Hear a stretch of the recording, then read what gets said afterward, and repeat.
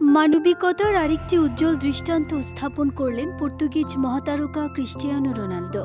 বিশ্বকাপের উন্মাদনায় যখন গোটা ফুটবল বিশ্ব মগ্ন, তখন ভেনেজুয়েলার 10 বছর বয়সী অ্যান্দ্রেস মিয়েলস লড়ছে জীবনের সবচেয়ে কঠিন সময়ের সঙ্গে। ভয়াবহ দুটি ভূমিকম্পে পরিবারের সদস্যদের হারানোর পাশাপাশি নিজের একটি পাও হারিয়েছে সে। বর্তমানে হাসপাতালে চিকিৎসাধীন রয়েছে ছোট্ট এই ফুটবল ভক্ত। এমন পরিস্থিতিতেও অ্যান্দ্রেসের একটি ছোট্ট ইচ্ছা ছিল, প্রিয় ফুটবলার ক্রিস্টিয়ানো রোনালদোর একটি স্টিকার সংগ্রহ করে তা অ্যালবামে সংরক্ষণ করা। শিশুটির সেই গল্প সামাজিক মাধ্যমে ছড়িয়ে পড়ার পর বিষয়টি মুহূর্তেই পৌঁছে যায় রোনালদোর কাছে। এরপর আর দেরি করেননি 5 বারের ব্যালন ডি'অর জয়ী এই তারকা।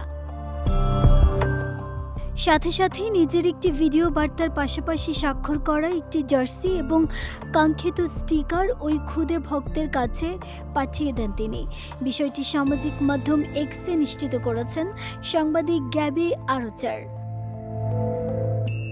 ভিডিও বার্তায় রোনালদো বলেন, হ্যালো অ্যান্ড্রেস, তুমি কেমন আছো? তোমাকে ভালোবাসা পাঠানোর জন্যই ভিডিওটি করছি। জানি তুমি আমার খুব বড় ভক্ত। দ্রুত সুস্থ হয়ে ওঠো। আমি চাই তুমি আমার একটা ম্যাচ দেখতে আসো, একসঙ্গে উপভোগ করব। তোমার সঙ্গে দেখা করার অপেক্ষায় রইলাম। সাহস রেখো বন্ধু। ছোট্ট ভক্তের মুখে হাসি ফোটাতে এগিয়ে আসায় সামাজিক মাধ্যমে প্রশংসায় ভাসছেন রোনালদো। কেউ বলেছেন, রোনালদো আপনি সত্যি তারকা ও মহান, দারুণ ও উদার হৃদয়ের অধিকারী আপনি। অবশ্য অসহায় মানুষের পাশে দাঁড়ানোর নজির এর আগেও বহুবার গড়েছেন পর্তুগিজ এই ফুটবল কিংবদন্তি।